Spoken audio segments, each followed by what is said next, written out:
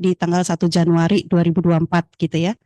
Nah, em, kalau proses payroll sendiri di internal perusahaan, mungkin Bapak Ibu tolong correct me if I'm wrong gitu ya. Kita namanya menghitung gaji bulan Januari itu kan udah mulai dari tanggal 12, 15 Januari gitu kan kita udah harus mulai hitung ya gitu ya, pajaknya berapa, pengurangnya berapa. Sehingga kita tahu karyawan itu pada tanggal 25 Januari atau 31 Januari harus terima gaji berapa gitu ya.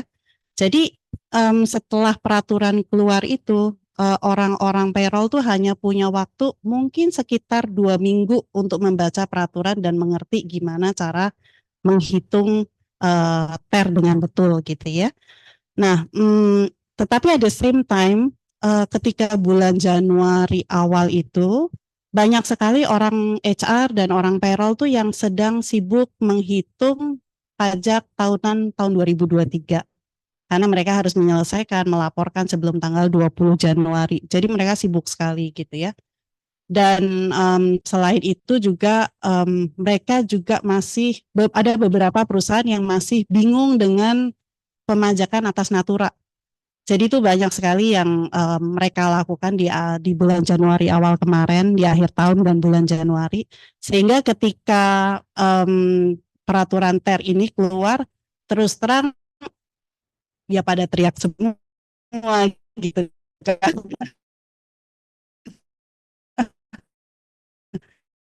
Wah, ada lagi gitu ya, gitu. Jadi buat mereka tuh lumayan lumayan lumayan banyak eh, pekerjaan gitu ya. Kemudian eh, untuk perusahaan-perusahaan yang mungkin punya sistem payroll-nya yang menjadi satu kesatuan dengan sistem ERP yang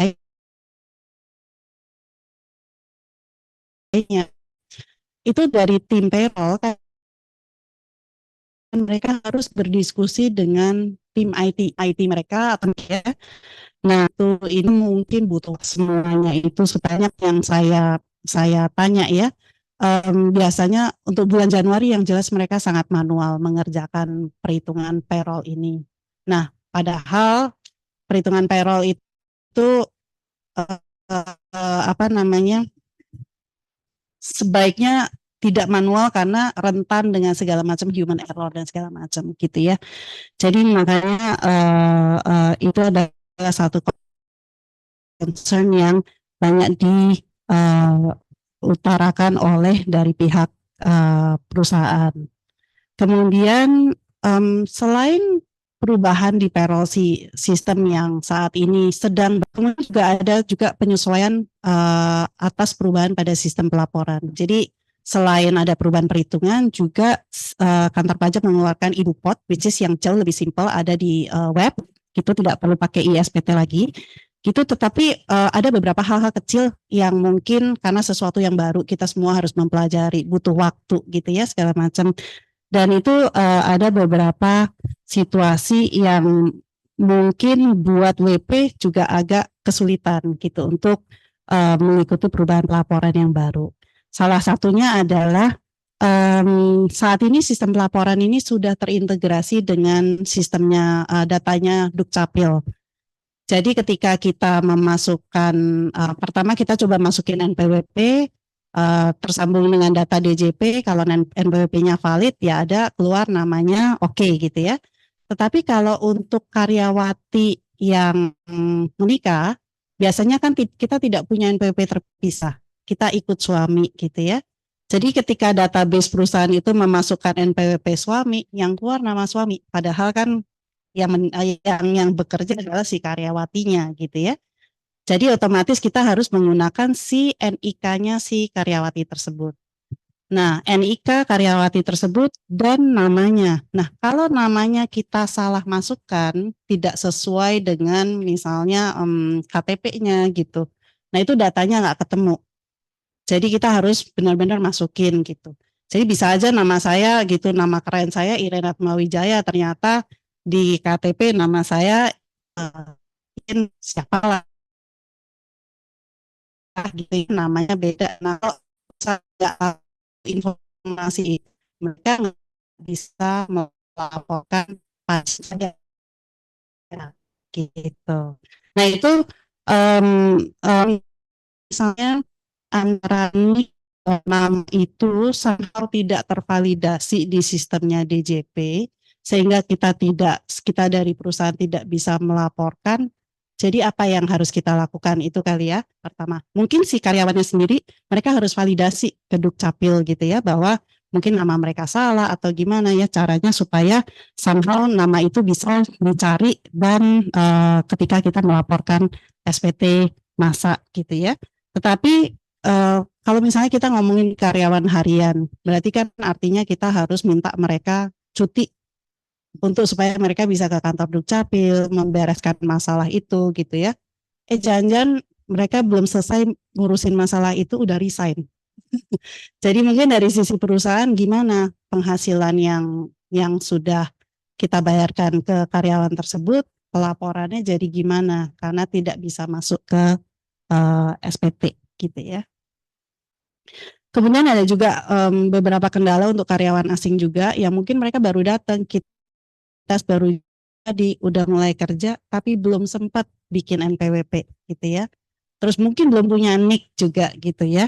Nah itu mungkin kita sama sekali nggak bisa masukkan ke sistem gitu dan akibatnya satu-satunya cara adalah menggunakan PPh pasal 26. Nah itu juga salah satu kendala juga. Dan kemarin ada ya beberapa bug seperti biasa lah kalau aplikasi baru kan pasti ada sedikit-sedikit bugs gitu ya. Kayak contohnya jumlah karyawan yang itu berbeda dengan jumlah karyawan yang kita laporkan, kita upload ke sistem. Nah itu hal-hal kecil lah yang itu semoga nanti di masa Februari sudah lebih beres gitu.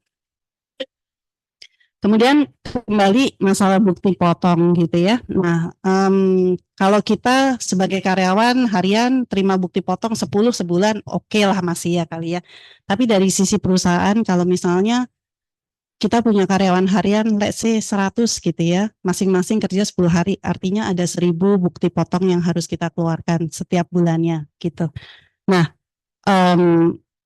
dan karyawan harian mungkin kan mereka nggak punya email, jadi kita nggak bisa kirim pakai email. Artinya kita bagikan. Gitu. Jadi mungkin pertanyaannya adalah kewajiban perusahaan itu sampai mana gitu ya? Apakah kita berkewajiban ngeprint, membagikan?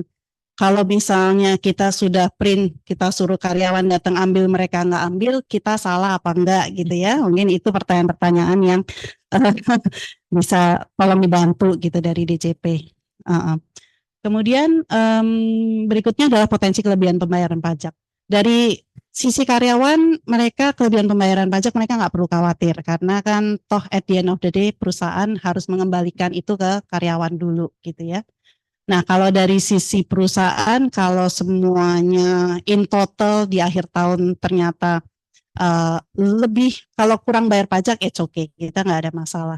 Tetapi kalau ada kelebihan pembayaran pajak, jadi itu sesuatu yang agak mungkin sedikit apa ya istilahnya, ada isu di cash flow perusahaan, karena perusahaan istilahnya harus nalangin dulu gitu karena kan kita bayar gaji karyawan yang Desember itu harus dibayar tanggal 25 atau tanggal 31 padahal pajak Januari itu nanti baru kita bisa bayarkan di tanggal 10 Februari. Nah itu mungkin ada sedikit tidak ada kelebihan pembayaran pajak yang terlalu berlebih. Kemudian masalah zakat yang tadi saya sebutkan. Tapi dari sisi perusahaan karena zakat yang boleh menjadi pengurang ini adalah zakat kalau kita bayarnya melalui perusahaan. Bukan yang kita bayar sendiri. Jadi semuanya harus di-arrange sama perusahaan. Nah, kita benefit itu ke karyawan gitu ya, boleh mengurangkan zakat. Artinya kan kita harus cari badan amil zakat yang mana nih, organisasi keagamaan yang mana nih yang kita akan bekerja sama gitu ya. Setelah milih terus nanti bikin perjanjian kerjasama. Setelah bikin perjanjian kerjasama terus kita bikin policy. Oke, mau setiap bulan kah karyawan boleh dapat pengurang pembayaran zakatnya setahun sekali kah, 3 bulan sekali kah, gitu ya. Kemudian setelah itu kita atur pemotongannya di payroll. Setelah itu terus kita harus kasih tahu ke karyawan, ini sudah saya potong, ini bukti transfernya ke Badan Amil Zakat segini, supaya mereka dapat bukti dan memang uangnya kelapor uh, uh, ke Badan Amil Zakat gitu ya. Nah itu mungkin saya rasa ada sedikit tambahan kerjaan kali ya buat administrasi dari sisi perusahaan. Jadi mungkin juga perlu perlu dipertimbangkan antara tambahan administrasi dengan benefit yang diterima karyawan itu oke nggak gitu ya. Tapi kalau dari sisi karyawan sih mestinya senang-senang aja kalau bisa dapat pengurang dari penghasilan dari zakat. Oke. Masih ada waktu ya Mas Abi? Oh 2 menit, waduh berat nih. Next slide. Tolong. Saya lebih ke kesimpulan sebenarnya apa sih yang harus dilakukan oleh perusahaan dari dengan adanya PP 55 dan PMK 168 ini. Yang pertama kalau Bapak Ibu menggunakan payroll system tertentu, HR system tertentu, tolong diselaraskan dengan peraturan dengan ibu pot yang ada, gitu karena ada beberapa hal-hal kecil yang harus diselaraskan. Contohnya cara menghitung pajaknya sudah sama apa enggak. Kadang-kadang ada masalah rounding sedikit, bisa beda 1-2 rupiah. Nah itu yang harus disamakan gitu ya. Kemudian pastikan bahwa dari payroll system yang ada nanti itu bisa menerbitkan output yang bentuknya file impor yang tadi Pak Dwi sebutkan supaya bisa langsung di-download ke ibu pot yang ada. Kemudian harus memastikan bahwa data karyawannya valid, terutama yang mungkin pabrik ya, yang punya banyak karyawan buruh gitu ya. Pastikan kita punya NIK-nya mereka, kita punya NPWP-nya mereka, dan itu harus valid. Ada kemungkinan mungkin Bapak Ibu harus merubah juga onboarding prosesnya buat memastikan bahwa semua data ada gitu. Kemudian juga masalah pembagian bukti potong yang ada gitu ya, mungkin harus ditetapkan prosesnya supaya efisien, tetapi kita tetap memenuhi kewajiban kita sebagai pemberi kerja. Kemudian DJP juga memperkenalkan fitur manajemen akses manajemen ke ibu pot. Nah kita tahu bahwa data-data payroll itu kan sangat konfidensial, nggak semua orang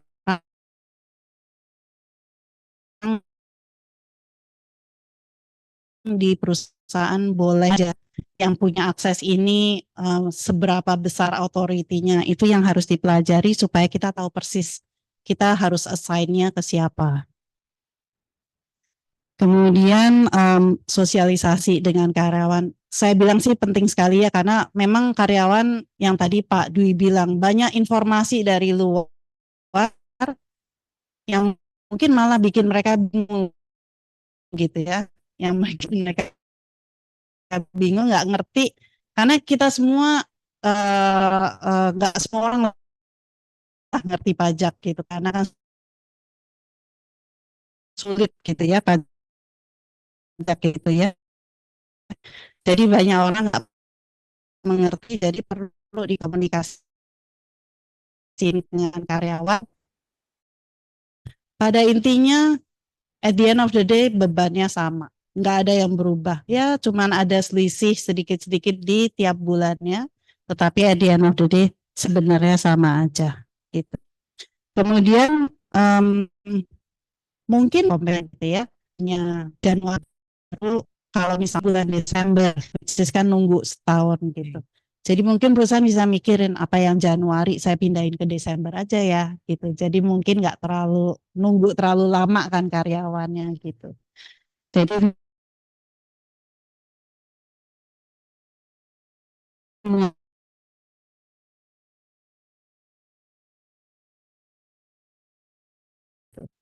jadi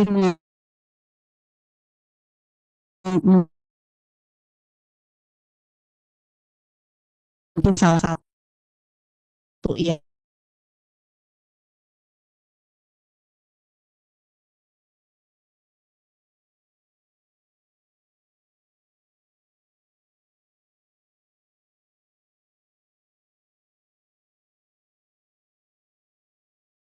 adopsi baik dari sisi proses logistik termasuk proses adopsi substantif ya. Tadi ada beberapa mungkin in natura ya Pak. Ini kalau ada zakat bukan berarti adopsi substantif, tapi ada juga yang mungkin untuk dipotong harian. Baik, terima kasih Bu Arin atas penjelasannya. Bapak Ibu, kita masuk ke sesi tanya jawab untuk menghormati yang ini adalah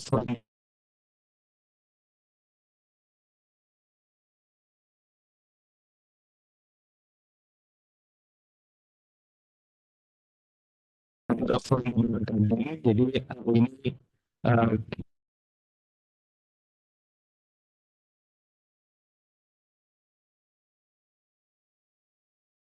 asal kemudian izin dijelaskan atau diterangkan pertanyaan kepada ya, atau Bu Arin. Monggo Ibu yang offline dimulaikan ini kami buka dulu pertanyaan untuk mungkin pertanyaan Mas Boda ya nanti ada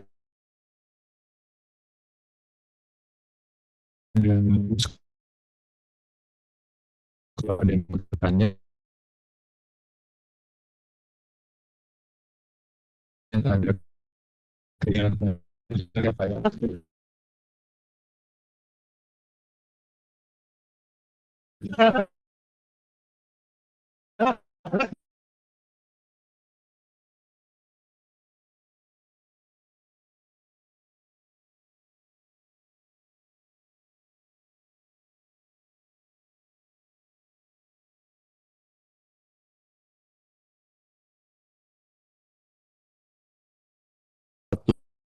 diskusi yang cukup hangat itu terutama terkait dengan keberadaan usaha-usaha UMKM di mana kita ketahui bersama bahwa pelaporan pajak tahunan aja UMKM kami itu banyak jebol, banyak loss, apalagi di sini tadi disampaikan ada kewajiban bahkan potong 1 bulan sekali yang ada bukti potongnya, di mana kita ketahui bersama SDM dari UMKM ini berbeda dengan SDM korporasi besar. Nah, apakah dari Dijen Pajak ini memiliki solusi terkait dengan hal tersebut atau ada masukan atau saran-saran seperti apa yang bisa diberikan kepada para pengusaha UMKM?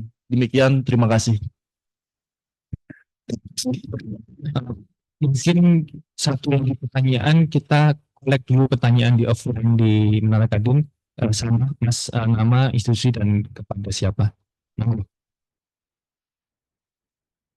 Oke, terima kasih. Assalamualaikum warahmatullahi wabarakatuh. Saya Stefanus dari TPAK Tokyo Marine Life Indonesia. Saya cuma ingin menanyakan untuk dari pertanyaan juga untuk dari Dijen Pajak ya Pak ya.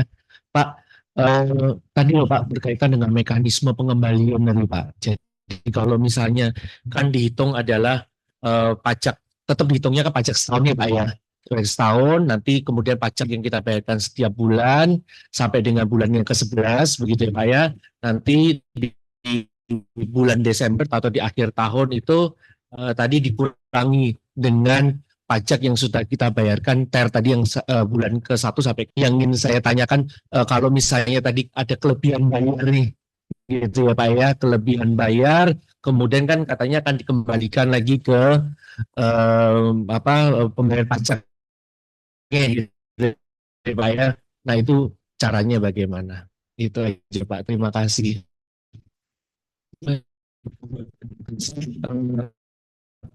Pak monggo.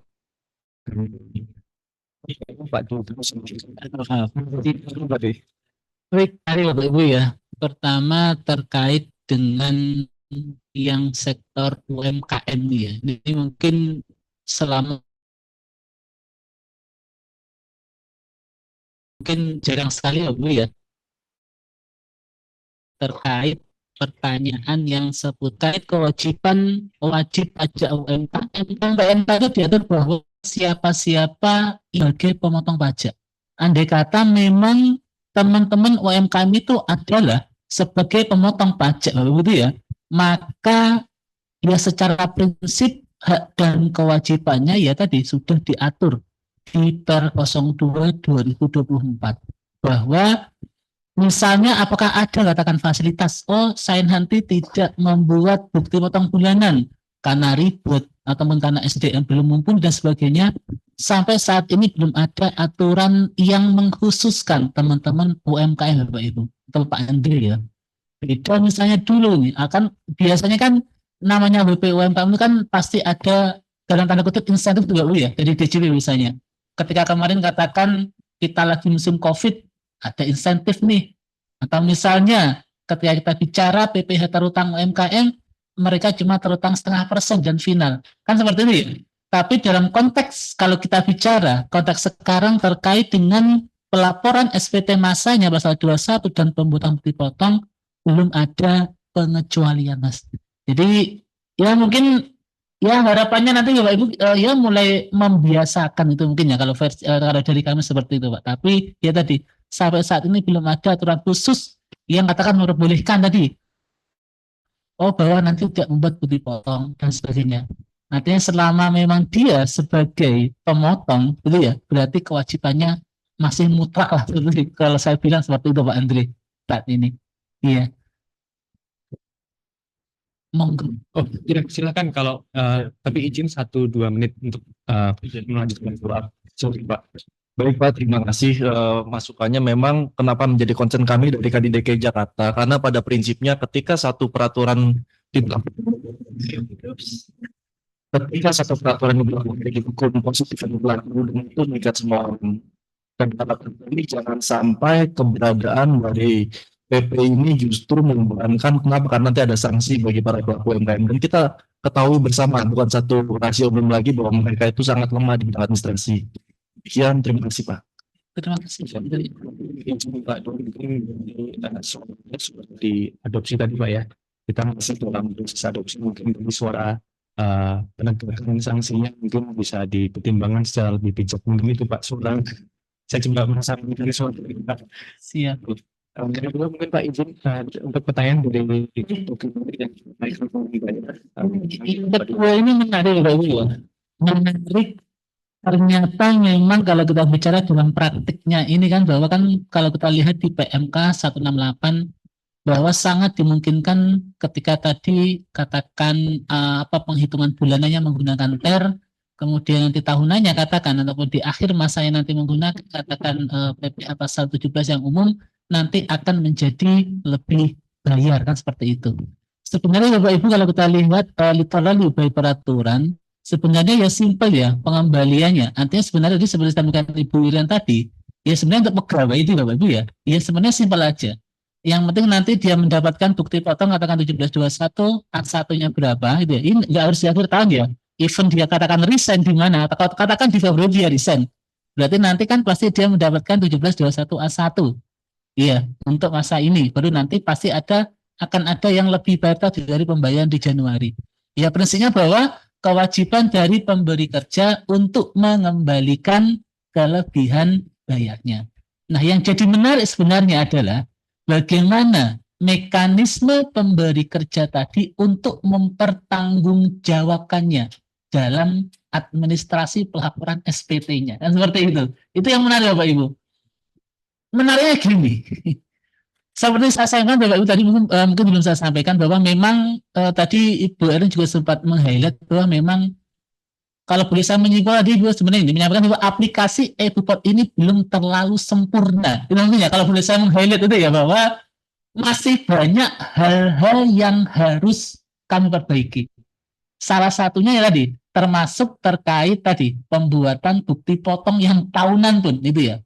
Kalau boleh jujur Bapak Ibu mungkin kami minta maaf mungkin seperti itu ya. Karena pembuatan bukti potong tahunan itu baru muncul itu ya, baru muncul di 16 Februari malam. Artinya baru bisa digunakan oleh teman-teman tanggal 17. Padahal mungkin dalam praktiknya sudah ada mungkin yang di awal bulan ini sudah resign gitu ya. Atau mungkin di mana resign dan sudah dipotong PPh-nya dan sebagainya itu ya. Sehingga nanti masih menunggu kan soalnya juga banyak banget pertanyaan dari teman-teman Bapak Ibu. Loh ini ketika ada resign bagaimana cara membuatnya? Apakah saya masih harus bisa menggunakan katakan e-Bupot yang lama Bapak Ibu itu ya untuk khusus 1721 A1-nya atau memang masih menunggu? Karena memang dulu sebelum 16 Februari Bapak Ibu memang belum ada menu khusus untuk membuat bukti potong yang tahunan gitu ya. Apa yang 1721 A1-nya seperti itu. Tapi sekarang kita alhamdulillah per 16 Desember jadi kan ada updating aplikasi karena Bapak Ibu namanya aplikasi ini kan juga ya karena gitu tadi ya aturan terbit di terbitnya tanda tangan Pak Presiden di Desember ya. Bu Menteri tanda tangan PMK di Desember juga kan itu ya. Sedangkan pengaturannya bahwa mulai masa pajak Januari sudah harus memberlakukan ketentuan ini dan terbitlah Per 02 itu Bapak Ibu ya. Per 02 yang dengan e-bupot itu juga berlakunya mulai pajak Januari. Jadi mungkin berjenjang lah Bapak seperti itu. Artinya kalau kita bicara tadi pembuatan bukti potong sekarang aman sebenarnya Mas, sudah bisa diakomodir. Termasuk tadi katakan yang lebih bayar tadi. Jadi prinsip nanti harusnya ketika teman-teman sudah membuat bukti potong yang lebih bayar itu Bapak Ibu ya, akan gini, bukti potong yang A1 sekarang ini kalau mungkin teman-teman perhatikan berbeda dengan yang ketentuan yang ada di Per 14 2013. Selain terkait dengan takaran tadi tadi biaya zakat yang ada di sebagai pengurang tadi ya dulu belum bisa diakomodir, sekarang bisa diakomodir. Nah, ada hal-hal baru Bapak Ibu juga yang diatur. Seperti di formulir nomor 22 ataupun 23 itu ada. Dulu belum muncul lah, seperti belum dimunculkan. Jadi prinsipnya tadi sebenarnya bisa itu nanti Mas di aplikasi e-bupot. Sehingga nanti konsepnya ketika teman-teman nanti bisa menjadi haknya itu aja. Nanti bisa dikompensasi jika memang akan menjadi lebih bayar seperti itu. Terus juga sama Bapak Ibu untuk pembuatan bukti potong yang tahunan juga sudah ada juga menu impornya Mas ya itu ya. Jadi nggak perlu nggak perlu harus key-in satu persatu seperti tapi kalau mau juga nggak masalah. Prinsipnya bisa. Terus begini Bapak Ibu juga mungkin saya sebelum dari tadi ya terkait isu konfidensial tadi belum saya sampaikan tadi sudah disinggung oleh Bu Iren. Benar Bapak Ibu bahwa di awal memang mungkin kami belum terlalu menyadari Bapak ya bahwa ternyata berbeda ya antara instansi pemerintah dengan teman-teman swasta kan dia.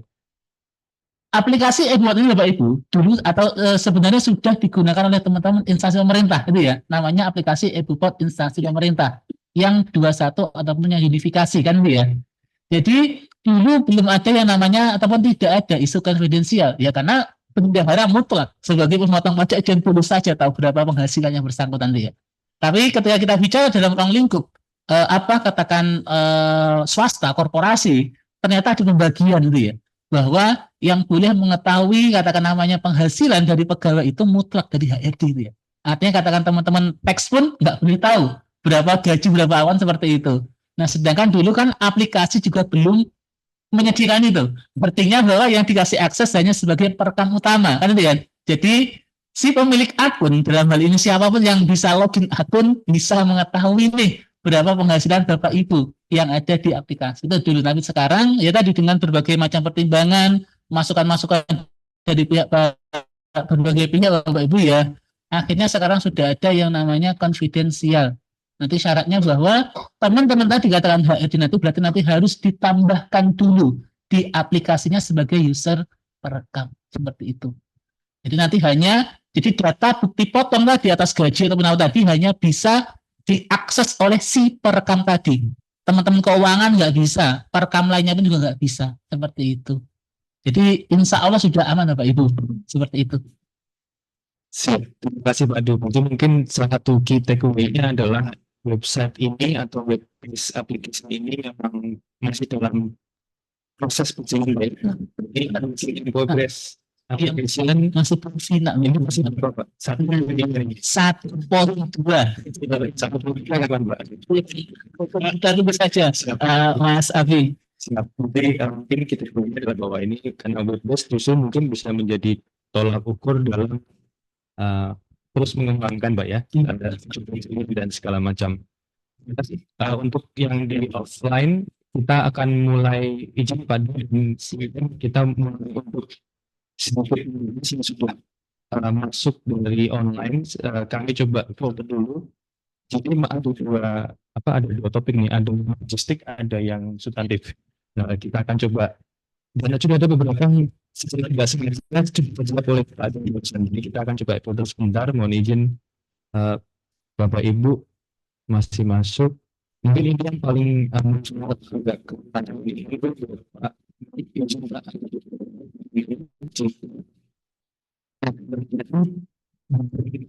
Kita Pak. Nah, oke. Mungkin dari situasi khusus Pak ya, ini kita bicara soal mungkin di daerah terpencil atau mungkin di daerah khusus, termasuk khusus, apakah sudah ada pertimbangan sana untuk mencapai atau menanggulangi skenario di mana pegawai tadi mungkin belum ada Ini pertanyaan tadi Bapak Ibu ya. Tapi sebelum saya menjawab itu mungkin saya akan coba meng-highlight ya terkait dengan bagaimana penerapan tarif sekarang Bapak Ibu itu ya terkait ketika menggunakan NIK kan seperti itu. Jadi sudah disinggung juga sebenarnya Bu Iren. Jadi Bapak Ibu bahwa minggu lalu Bapak Ibu Direktur Pedomas menerbitkan yang namanya PEN 06 tahun 2024. Yang pada intinya adalah bahwa ketika katakan nanti teman-teman nanti membuat bukti potong gitu ya, terus nanti terbaca valid gitu ya menggunakan NIK itu Bapak Ibu ya, artinya bukan NTP ya, tapi menggunakan NIK, maka nanti tidak dikenakan tarif lebih tinggi. Itu poinnya Bapak Ibu gitu ya. Tapi syaratnya tadi mutlak bahwa informasi ataupun ketika menginput penerima penghasilan dengan NIK tadi harus valid. Nah tadi isunya yang menarik tadi seperti saya Bu Iren bahwa ketika menginput NIK gitu ya ternyata bukan hanya NIK yang diinput tetapi termasuk juga namanya. Dan lagi Bapak Ibu, namanya ini nanti harus sama dengan yang ada di basis data Dukcapil Bapak Ibu. Nah, tadi menarik ketika nama berbeda kan pasti ke reject gitu ya karena pasti akan ketolak. Nah, berarti nanti ini PR juga teman-teman Bapak Ibu bahwa nanti ketika katakan ada penerima penghasilan, katakan dia belum punya NPWP atau nggak ada punya NPWP, terus dia nanti ngasih NIK, dia nanti harap tadi ya menginput nomor dan namanya persis lah dengan NIK minimal itu Bapak ya nanti supaya nanti bisa valid seperti itu. Nah, ketika pertanyaan berikutnya adalah bagaimana ketika katakan dalam kondisi-kondisi tertentu gitu ya, ternyata kita susah untuk mendapatkan NIK Bapak Ibu. Tadi ini juga sudah disinggung oleh Bu Ira tadi Bapak ya, bagaimana ketika NIK belum valid Bapak Ibu. Nah, kalau misalkan Bapak Ibu bahwa aplikasi ini saya bilang ya, baik yang EBUPOD unifikasi, yang EBUPOD 21 ataupun EBUPOD yang versi instansi pemerintah itu cuma mengakomodir dua identitas, dua identitas saya bilang gitu ya, bisa NPWP, bisa NIK. Artinya belum atau tidak ada celah ketika memang katakan si pemotong tadi katakan tidak memiliki identitas dari si penerima penghasilan. Katakan NIK nggak punya, terus juga NPWP juga nggak ada, berarti nanti secara ketentuan tidak bisa dimasukkan atau tidak bisa diadministrasikan dalam pelaporan SPT-nya. Baik itu nanti yang katakan EBUPOD unifikasi maupun yang EBUPOD ini pasal 21 ini Bapak Ibu seperti itu ya. Harapannya Bapak Ibu dengan ini nanti maka ya tadi bahwa mungkin kami gini melihatnya gitu Mas bahwa yang namanya setiap warga negara saya bilang WNI Bapak Ibu ya. Setiap WNI kan harusnya sudah memiliki yang namanya dokumen kependudukan kan seperti Bapak ya. Namun yang PR-nya tadi bahwa untuk meminta itu kan tidak semudah kita bayangkan gitu ya. Apalagi kita misalnya tadi kriteria penghasilan tadi bahwa si penerima katakan pegawai harian itu ya. Itu kan sangat, saya yakin pasti akan sangat kompleks Bapak Ibu. Gitu ya. Bahwa nggak semudah itu loh kita minta itu, katakan bisa aja si penerima tadi katakan disuruh orang lain minta tolong saya bantu ini untuk ini kan itu lah, yang penting kerja dapat duit kan itu ya. Dia nggak peduli mana ini mana kan nggak seperti itu. Tapi ya Bapak Ibu harapannya bahwa dengan ketentuan nanti maka ya secara administrasi mungkin nanti akan lebih bagus. Baik dari sisi katakan si penerima penghasilan ataupun mungkin dari sisi si pemberi kerja juga.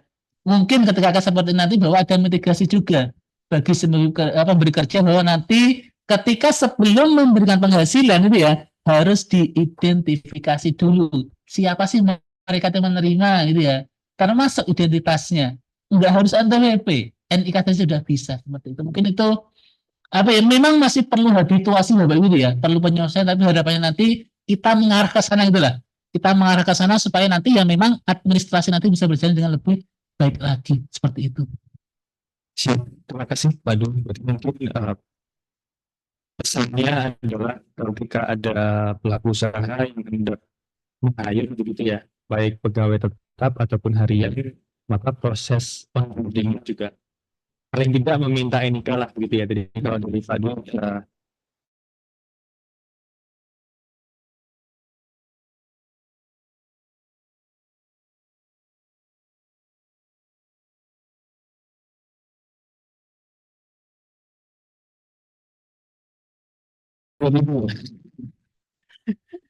itu coba kita lihat. Ini ada satu Bapak Ibu mungkin selalu setengah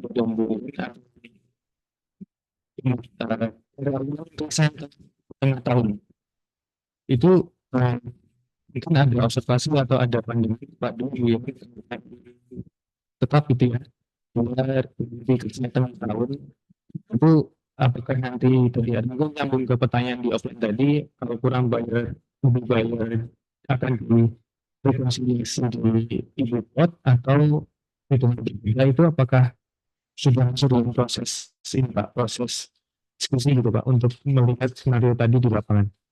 Baik, Bapak Ibu, terkait karyawan yang resign di tengah tahun ini sebenarnya kan juga sudah diatur ya di lampiran PMK 168 ya. Diatur bahwa prinsipnya katakan ketika karyawan tadi katakan resign di Juni kan seperti itu Bapak Ibu ya. Berarti nanti maka pemberi kerja tadi menghitung PPh dengan TER untuk periode Januari sampai dengan Mei, gitu ya. Baru nanti Juninya nanti dihitung dengan tarif pasal 17 kan seperti itu. Andai kata nanti katakan di Juni nanti katakan masih ada kurang bayar, berarti nanti masih harus dibayar. Tetapi ketika lebih bayar Bapak Ibu seperti itu ya, maka tugas dari pemberi kerja untuk mengembalikan yang lebih bayar tadi kepada si pegawai tadi. Terus nanti ketika pemberi kerja tadi membuat bukti potong 1721A1, ya maka nanti berisi top PPh terutang sesuai dengan 17 yang tarif pasal 17 yang tadi berapa, seperti itu. Terus berikutnya juga Bapak Ibu biasanya juga ada contoh bahwa diatur juga misalnya ternyata setelah resign Bapak Ibu seperti itu, maka pegawai tadi kebetulan sudah dapat pekerjaan di tempat yang baru gitu ya, katakan untuk periode Juli sampai Desembernya katakan sudah bekerja, katakan di perusahaan B seperti itu.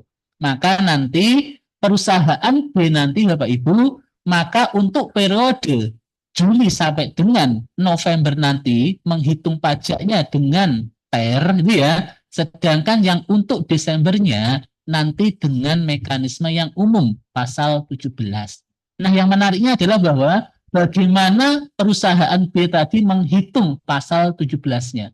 Nanti akan ada dua kondisi Bapak Ibu. Kondisi pertama adalah kondisinya adalah pertama bahwa pegawai tadi tidak memberikan 1721A1-nya ke perusahaan B. Ya. Jadi anggap saja perusahaan B nggak tahu nih bahwa si karyawan tadi ternyata sudah mendapat penghasilan pada sebelumnya. Jadi nanti ketika menghitung tahunan tadi, berarti nanti hanya untuk periode dari Juli sampai dengan Desember seperti itu. Nah, ketika seperti itu nanti maka saya meyakini bahwa SPT tahunan dari si pegawai tadi akan kurang bayar Bapak Ibu. Seperti itu karena prinsipnya mereka nanti mendapatkan dua bukti potong. Ini ya, bukti potong yang pertama tadi dari perusahaan A periode Januari sampai dengan Juni kan ya.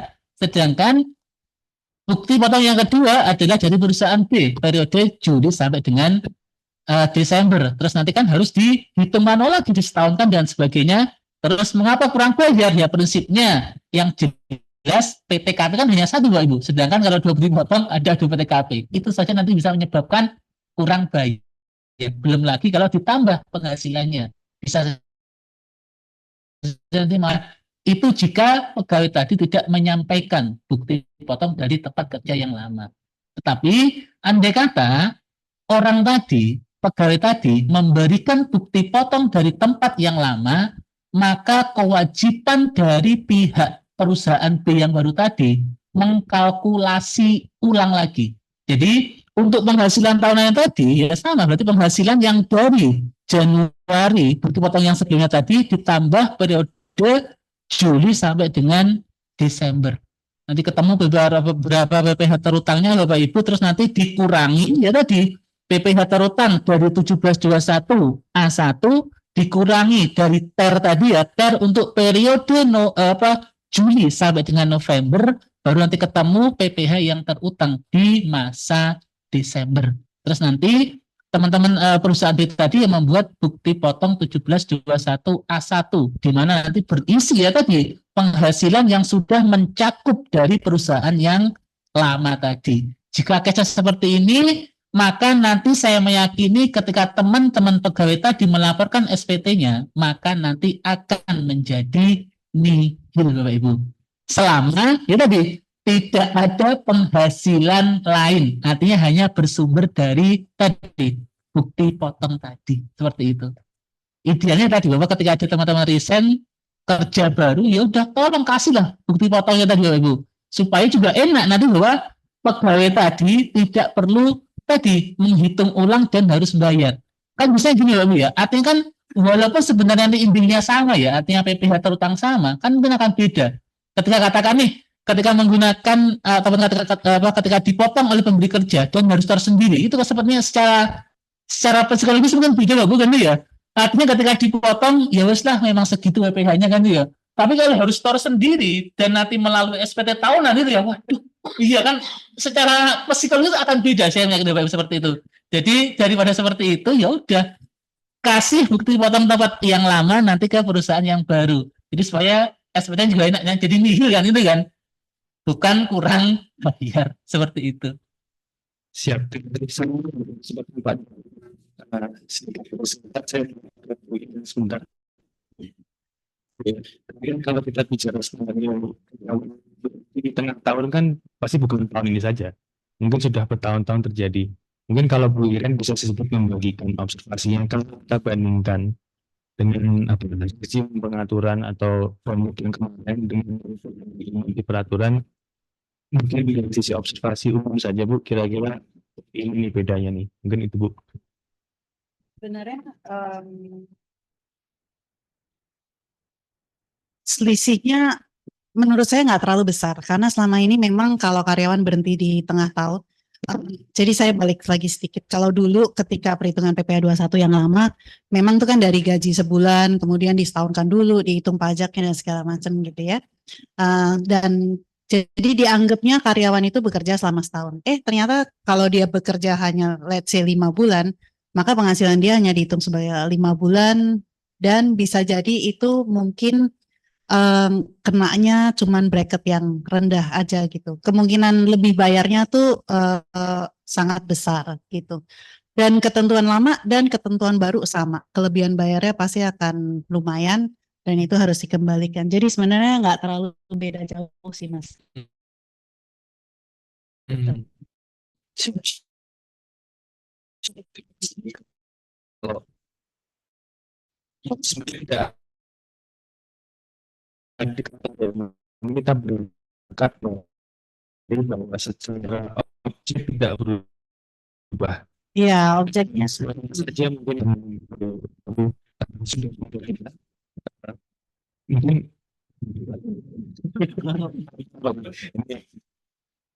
tapi beberapa izin untuk online beberapa pertanyaannya terlalu spesifik untuk situasi tertentu sekali. Mungkin ada yang minta ujung jadi itu kami tidak tanyakan. Kita akan coba diskusi umum secara generik untuk semua proses logistik. Pak Dwi ada satu pertanyaan yang mungkin Pak Dwi dipotong Pak kan tadi berarti secara administrasi logistik kalau kita mau berarti ada bukti potong bulanan, kalau ada bukti potong harian. Sebenarnya Pak, dari sisi ekspektasi ya Bu Pot, agar sisi peraturan positif, enggak sih Pak itu bukti dan bagi dulu gitu ke karyawan. Simpan perusahaan pemberi kerja itu sesuatu yang sifatnya atau kira-kira ada dengan Pak begitu. Siap. Ini pertanyaan menarik Bapak Ibu ini ya. Pertanyaan bahwa sebelum masuk ke situ bahwa tadi seperti disampaikan Bu Iren bahwa terkait bukti potong ini memang ada sedikit perubahan paradigma ataupun penambahan Bapak Ibu ya. Utamanya terkait bukti potong bulanan. Karena ya dulu melalui per 16 ataupun yang peraturan per 14 2013 masalah bukti potong tidak diatur bahwa pemberi kerja itu harus memberikan yang namanya bukti potong bulanan, gitu ya. Artinya ya pemberi kerja hanya menyampaikan atau memberikan 1721 A1-nya, gitu ya. Dan itu kalau dulu, tapi sekarang ternyata lebih diatur lagi Bapak Ibu. Jadi menambah itu ya, menambah beban kerja bagi pemberi kerja, di mana teman-teman harus yang namanya memberikan bukti potong bulanan 1721 8. Pertanyaannya Bapak Ibu, apakah itu sifatnya bisa, sifatnya wajib atau seperti apa? Sebenarnya kita akan berikan Bapak Ibu ke peraturan tadi Per 02 tahun 2024. Ada di pasal 2 ya, sebutkan dulu Bapak Ibu. Dalam pasal 2 ayat 1 bahwa pemotong pajak yang melakukan pemotongan pajak penghasilan pasal 21 atau pasal 26 harus, ini maksudnya harus ya, bukan dapat ya, harus. Salah satunya adalah bahwa yang poin B adalah memberikan bukti pemotongan pajak penghasilan pasal 21 dan atau pasal 26 kepada penerima penghasilan. Jadi harus ya, jadi wajib atau harus bagi pemberi kerja untuk memberikan bukti potong, gitu ya, kepada penerima penghasilan. Berikutnya Bapak Ibu juga diatur di pasal berikutnya bawahnya bahwa batas waktunya kapan. Karena ini kan secara ketentuan kalau kita bicara bulanan adalah tadi 1 bulan setelah akhir masa pajak. Jadi kalau bagi ini ya, kalau bulan Februari ini ya, 1 bulannya kapan? Ya mungkin 30 Maret seperti itu. Itu diatur seperti itu. Itu baik ketentuan bukan seperti itu. Tapi kalau saya juga, kalau praktiknya memang agak susah, ya mau gimana lagi Bapak Ibu, tapi kalau bagi ketentuan memang seperti itu pengaturannya. Sebenarnya tadi fungsinya tadi, sebenarnya hal yang perlu juga mungkin disampaikan kepada teman-teman pegawai Bapak Ibu bisa mengalami juga. Ini bukan sebagai kredit pajak Bapak Ibu ya. Jadi tidak bisa nanti dijadikan sebagai kredit pajak. Tetap nanti bahwa bukti finalisasi nanti tetap yang terekam dalam 1721 A1-nya Bapak Ibu. Jadi bukti potong bulanan ini sebenarnya tadi hanya semacam untuk tadi check and balance saja Bapak Ibu. Berapa sih PPh saya, benar enggak seperti itu. Hanya itu saja sebenarnya. Bukan nanti bisa jadikan kredit pajak untuk apa, enggak bisa. Tetap melalui 1721 A1. Seperti itu sih Mas. Siap.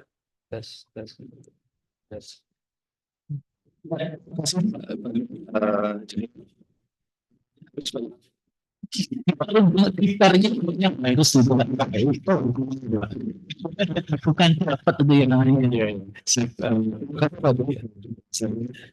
Saya kira itu menutup sisi pelajaran kita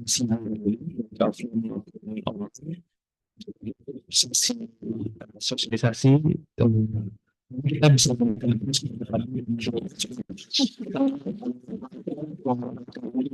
sosialisasi. Terima kasih dan cukupnya saya kembalikan waktu dengan Pak untuk melanjutkan sosialisasi. Terima kasih Pak Budi. Jadi bagi pertanyaan yang belum terjawab Bapak-Bapak dan Ibu akan kami sampaikan kepada Ditjen Pajak sebagai bahan pertimbangan mereka. Dan kami juga menyediakan sertifikat on request. Jadi mohon di email, saya sudah tulis di chat untuk permintaan sertifikat ini. Oke, terima kasih. Selanjutnya kita akan masuk acara penutupan dan penyerahan plakat kepada Ibu Iren dan Pak Dwi akan diberikan plakat oleh Pak Danis dan Bu Krista. Jadi kami akan siapkan. Di sini. Di sini. Siap. Mari siapa?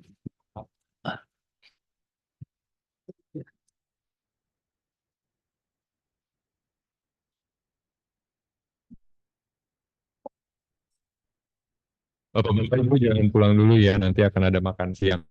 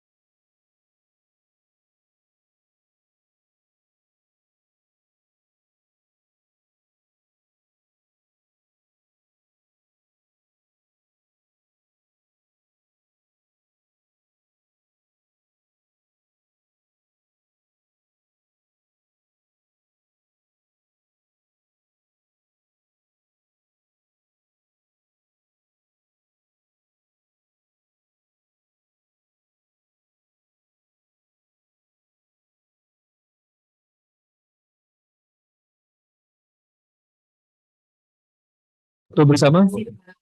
Atau peserta yang di sini Iya. ya? Iya boleh yuk. oke, kita foto bersama ya. Pak Dani, sama Ibu Bapak kali. Silakan. Di mana? Ada yang duduk ya? Iya. Oke, ada yang duduk. Oh ya, mari. Jadi siapa? Kita Iya, boleh yang online boleh ditutup. Udah berempat duduk. Oh, silakan. Lain kita ikut ya. Iya. Saya selaku MC memang apabila ada kekurangan dalam berjalannya acara. Dan lagi terima kasih selalu kepada seluruh peserta yang telah berpartisipasi dan untuk semua acara ini terlaksana. Terima kasih. Selamat siang. Assalamualaikum warahmatullahi wabarakatuh. Oh, sangat.